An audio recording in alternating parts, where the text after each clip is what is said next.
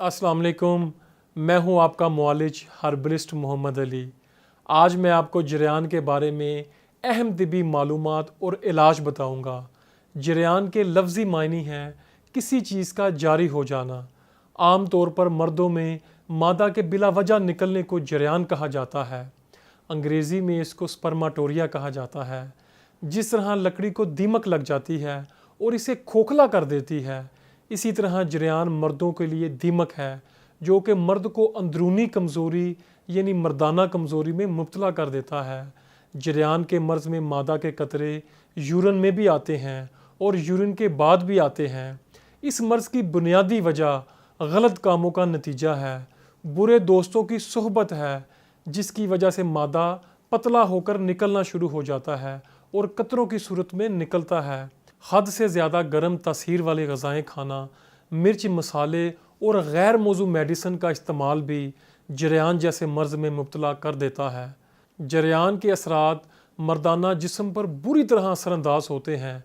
दिमाग कमज़ोर होना शुरू हो जाता है, सर में पेन रहता है, चक्कर आने शुरू हो जाते हैं या आंखों में अंधेरा महसूस होता है, दिमाग खाली खाली महसूस होता है, नज़र वीक हो जाती है, आंखें अंदर धंस जाती हैं और आंखों के गिर्द स्याह हल्के यानी डार्क सर्कल बन जाते हैं।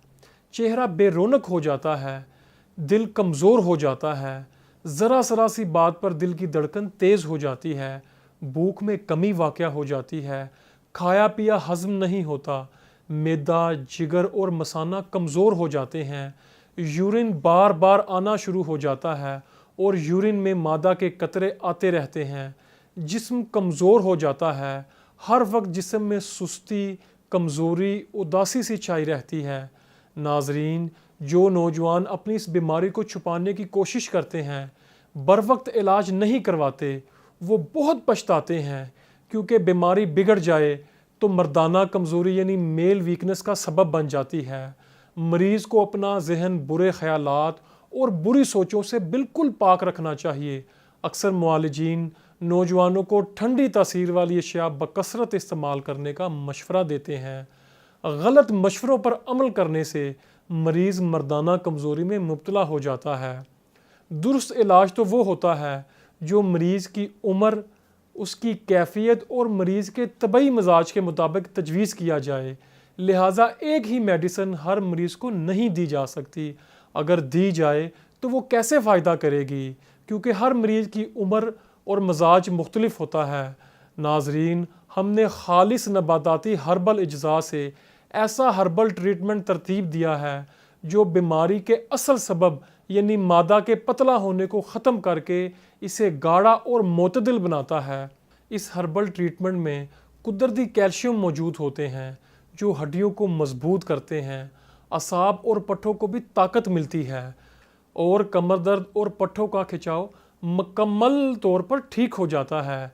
ऐसे नौजवान जिन्हें जरियान की बीमारी ने खोखला कर दिया है और वो मुख्तलिफ़ किस्म के इलाज करवाने के बावजूद भी ठीक नहीं हुए, इनको इस बीमारी से शिफा ना हुई हो, इनके लिए मेरा मुखलिसाना मशवरा है कि वो मुकम्मल इलाज के लिए एक मरतबा हमारे पास तशरीफ़ लाएँ।